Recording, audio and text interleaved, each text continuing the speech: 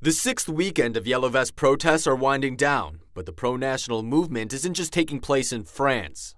Demonstrations have been taking place throughout Iran over the past several weeks. While they haven't received the same media attention as the ones in Paris, the people are coming out in protest of similar issues. We conducted a graceful strike in absolute peace without a single violent action.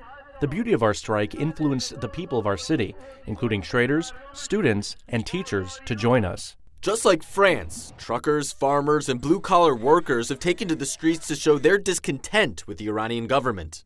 In fact, Iranians have been showing their discontent with the country's domestic policy since the beginning of the year, directing their ire at the draconian regime. I don't know why the government threatens us every day by increasing the number of anti-riot forces rather than help us achieve our goals. Much like the Yellow Vest protesters, citizens of Iran are upset with the economic oppression being experienced throughout the country. Iran's annual rate of inflation has surged, with Iran's central bank admitting to inflation rising by 50% over the past 2 years. Further, a recent study by Iran's parliament found an alarming 22% increase in the poverty level in urban areas over the past year. And the situation doesn't look to be improving.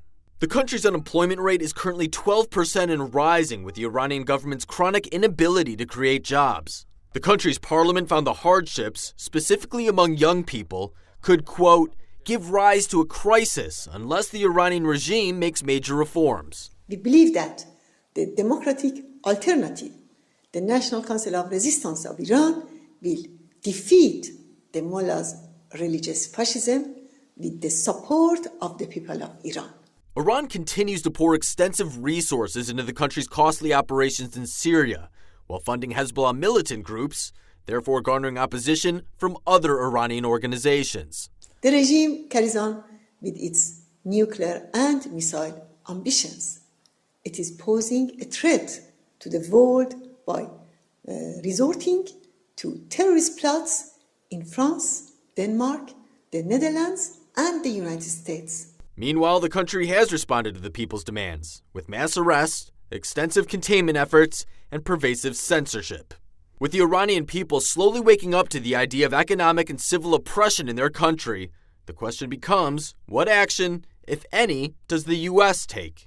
Other than the vast military power of the United States, that Iran's people are what their leaders fear the most. In the past, President Trump has showed his support for the Iranian people. And the day will come when the people will face a choice. Will they continue down the path of poverty, bloodshed, and terror?